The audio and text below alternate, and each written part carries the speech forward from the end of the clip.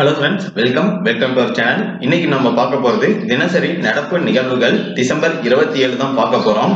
Topic உள்ளார போறதுக்கு முன்னாடி ஒரு ரெக்வெஸ்ட், இன்னும் நம்ம சேனலை சப்ஸ்கிரைப் பண்ணலனா மறக்காம சப்ஸ்கிரைப் பண்ணிக்கோங்க. இந்த வீடியோவை ஸ்கிப் பண்ணாம ஃபுல்லா பாருங்க, கண்டிப்பா உங்களுக்கு யூஸ்ஃபுல்லா இருக்கும். அங்க டாபிக் உள்ளார போலாம். சுனாமி தாக்கி 16 ஆண்டு நினைவு அஞ்சலி. தமிழக கடலோர மாவட்டங்கள்ல கடந்த 2004ஆம் ஆண்டு டிசம்பர் 26ஆம் தேதி ஏற்பட்ட சுனாமி அப்படின்ற அழிவு பேரலை 7000க்கும் மேற்பட்டவர் உயிரிழந்திருப்பாங்க. இதுல சென்னையில மட்டுமே 160 பேரு உயிரிழந்திருக்காங்க. அடுத்து, தமிழக தொழில்துறையில் கொரோனா காலத்திலும் ரூபாய் 45,000 கோடி முதலீடு. 2015ஆம் ஆண்டு நடந்த உலக முதலீட்டாளர் மாநாட்டில் அரசால் ரூபாய் 2.42 லட்சம் கோடி 92 நிறுவனங்களோட புரிந்துணர்வு ஒப்பந்தம் நடந்துச்சு.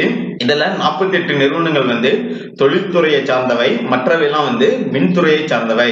அடுத்ததா 2019ஆம் ஆண்டுல உலக முதலீட்டாளர் மாநாடு நடந்திருக்கும். அதுல ரூபாய் 3 லட்சம் கோடிக்கு 302 நிறுவனங்கள் ஒப்பந்தங்கள் மேற்கொண்டிருக்கும். இதுல 85% நிறுவனங்கள் கட்டிடம் கட்டுதல் மற்றும் உற்பத்தி தொடர்பான பணிகள்ல ஈடுபட்டு வருது. இதுல 28 நிறுவனங்கள் உற்பத்தியை தொடங்கிட்டாங்க. இதன் மூலம் 1 லட்சம் பேருக்கு வேலை வாய்ப்பு கிடைச்சிருக்கு. அடுத்து, தஞ்சாவூர் மாணவர் தயாரித்த செயற்கைக்கோள் 2021ஆம் ஆண்டு ஜூனில் நாசா ராக்கெட்டில் ஏவப்படுகிறது. தஞ்சாவூர் பகுதியைச் சேர்ந்த ரியாஸ்தீன் அப்படின்றவர் தஞ்சாவூர் சாஸ்திரா பல்கலைக்கழகத்துல மெக்கட்ரானிக்ஸ் 2ஆம் ஆண்டு படித்து வர்றாரு. இவர் வடிவமைத்த சிறிய செயற்கைக்கோள் 2021 நாசா விண்வெளி தளத்துல இருந்து விண்ணுல ஏவப்பட இருக்கு. அடுத்தது, காஷ்மீரில் 21 லட்சம் குடும்பங்களுக்கு மருத்துவ காப்பீடு திட்டத்தில் பிரதமர் மோடி தொடங்கி வைத்தார். ஆயுஷ்மான் பாரத் அப்படின்னு சொல்லிட்டு ஒரு மருத்துவ காப்பீடு திட்டம் இருக்கு. அதன் மூலம் ஆண்டுக்கு ரூபாய் 5 லட்சம் வரை மருத்துவ காப்பீடு பெற முடியும்.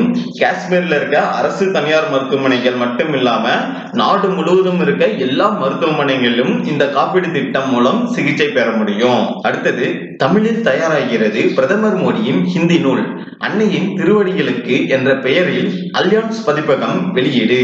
பிரதமர் நரேந்திர மோடியோடைய சர்ச்சே அப்படின்ற இந்தி நூல் விரைவில் தமிழகத்துல வெளியாக இருக்கு.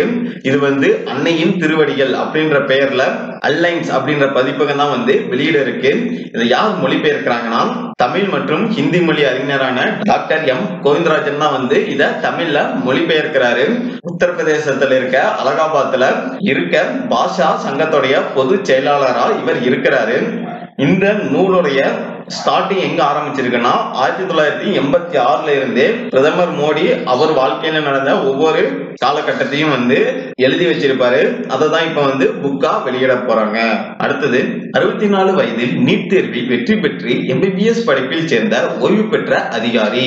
ஒடிசா மாநிலம் பர்கார் மாவட்டத்துல அட்டபிரா பகுதியை சேர்ந்த ஜெயகிஷோர் அப்படின்றவரு மிகவும் ஏழ்மையான குடும்பத்துல பிறந்தவர்.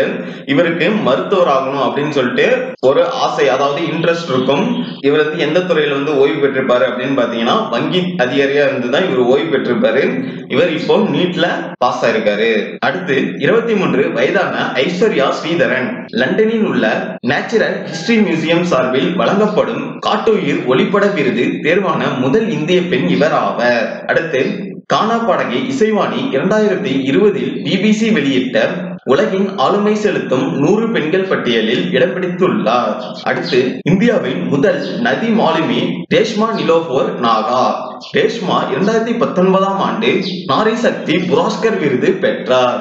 அடுத்து, மலையாள எழுத்தாளர் மனோஜ் எழுதிய நீலம் பூத்த மலர்ந்த நாள் நாவலை தமிழில் மொழிபெயர்த்து அதற்காக 2019ஆம் ஆண்டுக்கான சாகித்ய அகாடமி விருதை KV ஜெயஸ்ரீ பெற்றார். அடுத்து, விண்வெளியில் அதிக நாள் தங்கியிருந்த முதல் பெண் என்ற சாதனையை கிறிஸ்டினா கொச்சின் படைத்திருக்கிறார். 328 நாட்கள் விண்வெளியில் தங்கி ஆய்வு பணியை மேற்கொண்ட இவர் 6 முறை, அதாவது 42 மணி நேரம் 15 நிமிடங்கள் விண்வெளியில் நடந்திருக்கிறார். அடுத்து, அமெரிக்காவின் 200 ஆண்டுகால வரலாற்றினை மகத்தான வெற்றியின் மூலம் மாற்றியிருக்கிறார். அமெரிக்காவின் துணை அதிபர் தேர்தலில் வென்றதன் மூலம் இந்த பதவிக்கு தேர்வாகும் முதல் பெண், முதல் கருப்பின பெண், முதல் ஆசிய அமெரிக்கர் என்ற பெருமையை பெற்றிருக்கிறார் கமலா ஹாரிஸ். டெல்லியில் ஷாஹீன் பக்கில் நடைபெற்ற போராட்டமும் அதில் முன்னிலையில் நின்ற பில்கிஸ் பானுவும் 2020இல் குடியுரிமை சட்டத்துக்கு எதிராக இந்தியா முழுவதும் இந்த போராட்டத்திற்கு இதுவே தொடக்க புள்ளியாக அமைந்தது. 82 வயதிலும் போராட்டத்தில் பங்கேற்ற பில்கிஸ் பானுவுக்கு டைம்ஸ் இதழ் 2020 100 செல்வாக்கான மனிதர்களில் ஒருவராக தேர்ந்தெடுக்கப்பட்டார். அடுத்து, உலகின் 5வது பெரிய பொருளாதார நாடாக 2025ஆம் ஆண்டில் இந்தியா முன்னேறும். பொருளாதார வர்த்தக ஆய்வு மைய தகவல். 2020ஆம் ஆண்டுல இந்தியா உலக அளவுல 6வது பெரிய பொருளாதார நாடா இருக்கு. கடந்த ஆண்டு பாத்தீங்கன்னா, அதாவது 2019ல இந்தியா 5வது இடத்துல இருக்கும்.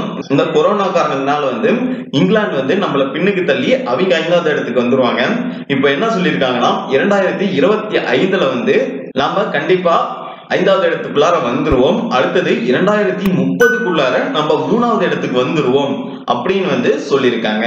அடுத்து, டாமன் டையூவில் வளர்ச்சி திட்டங்களுக்கு குடியரசுத் தலைவர் அடிக்கல் நாட்டினார். டாமன் டையூ யூனியன் பிரதேசத்துல பல்வேறு வளர்ச்சி திட்டங்களுக்கு குடியரசுத் தலைவர் ராம்நாத் கோவிந்த் டிசம்பர் 26 அன்று அடிக்கல் நாட்டினாரு.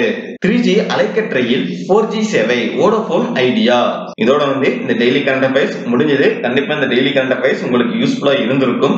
நம்ம யூடியூப் சேனலோட நேம் TNPC அப்டேட், நம்ம டெலிகிராம் சேனலோட நேம் TNPC அப்டேட்ஸ். இந்த டெய்லி கரண்ட் அஃபேரோட PDF நம்ம டெலிகிராம்ல போஸ்ட் பண்ணுவோம். டெலிகிராம் லிங்க் கீழே டிஸ்கிரிப்ஷன்ல இருக்கு. இந்த சேனலை இன்னும் சப்ஸ்கிரைப் பண்ணலாம், மறக்காம சப்ஸ்கிரைப் பண்ணிக்கோங்க. சப்ஸ்கிரைப் பண்ற மட்டும் இல்லாம பக்கத்துல இருக்க அந்த பெல் ஐகானும் கிளிக் பண்ணிக்கோங்க. அப்பதான் நாம போற வீடியோ உங்களுக்கு ஒண்ணு கூட நோட்டிஃபை ஆகும். இந்த வீடியோவை உங்க ஃப்ரெண்ட்ஸுக்கு ஷேர் பண்ணுங்க. கண்டிப்பா அவங்களுக்கும் யூஸ்ஃபுல்லா இருக்கும். இந்த வீடியோ பத்தின கருத்துக்களை கீழே கமெண்ட் பாக்ஸ்ல தெரிவிங்க. தேங்க்ஸ் ஃபார் வாட்சிங். ஜெய் ஹிந்த். உங்களில் ஒருவன்.